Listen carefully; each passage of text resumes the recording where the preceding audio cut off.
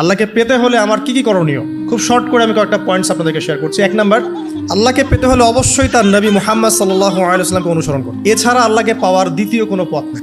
আল্লাহকে পেতে হলে অবশ্যই তার নবী মুহাম্মদ সাল্লাল্লাহু আলাইহি ওয়াসাল্লামের আদর্শগুলো জীবনের প্রতিটা ক্ষেত্রে বাস্তবায়ন করতে হবে। চলাফেরা, ওঠা বসা, খাওয়া দাওয়া, ইস্তেঞ্জা করা, মুআমালাত, ব্যবসা বাণিজ্য, অর্থনীতি, সমাজ, রাষ্ট্র, সব ক্ষেত্রে আপনাকে মুহাম্মদ সাল্লাল্লাহু আলাইহি ওয়াসাল্লামের তরিকা, আদর্শটাকে ফলো করতে হবে। তাহলে আপনি আল্লাহকে পাবেন ইনশাআল্লাহ। যে ব্যক্তি আল্লাহকে পেয়েছে সে দুনিয়াও পেয়েছে, আখিরাতও পেয়েছে। যে আল্লাহকে পায় নাই, দুনিয়াও বরবাদ, আখিরাতও বরবাদ। 1 নাম্বার তাহলে কি কাজ? আল্লাহ পাকের সর্বশেষ নবী মুহাম্মদ সাল্লাল্লাহু আলাইহি ওয়াসাল্লামকে অনুসরণ করা, তার আদর্শ মেনে চলা। 1 নাম্বার। 2 নাম্বার হচ্ছে 5 ওয়াক্ত নামাজ। আল্লাহকে পেতে হলে নামাজ লাগবে। নামাজ নাই, আল্লাহ নাই।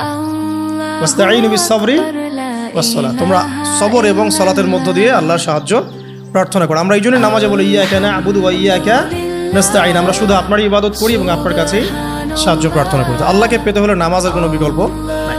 আল্লাহকে পাওয়ার তৃতীয় একটা মাধ্যম বলে দিই আমি, সওম বা রোজা রাখা। অল্প সময় গুটিয়ে নিচ্ছি, সওম বা রোজা রাখা।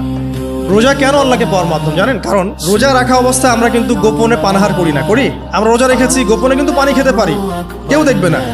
গোসল করছেন, আপনি পানি খেতে পারেন, কেউ দেখবে না। লুকিয়ে লুকিয়ে আপনি কিন্তু খাবার খেতে পারেন, কেউ দেখবে না, বাসায় কেউ নাই দেখার, কিন্তু আপনি খান না।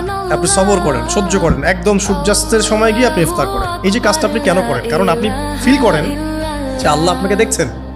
কেউ আপনাকে দেখুক না দেখুক, আল্লাহ আপনাকে দেখছেন। এটাই হচ্ছে ইহসান, এটাই হচ্ছে আল্লাহ পাকের মারিফতকে উপলব্ধি করা। আল্লাহ রাসূল সাল্লাল্লাহু আলাইহি ওয়াসাল্লাম বলেছেন, ইহসান হচ্ছে আনতা আবুদুল্লাহা কাআন্নাকা তারা। তুমি এমন ভাবে আল্লাহর ইবাদত করবে যেন তুমি আল্লাহকে দেখছো। ওয়া ইল্লাম তাকুন তারাহু ফাইন্নাহু ইয়ারাক। তুমি আল্লাহকে দেখতে না পারলেও বিশ্বাস করবে আল্লাহ তোমাকে দেখছে। এটা রোজা রাখলে উপলব্ধি হয় না যে আল্লাহ আমাকে দেখছেন।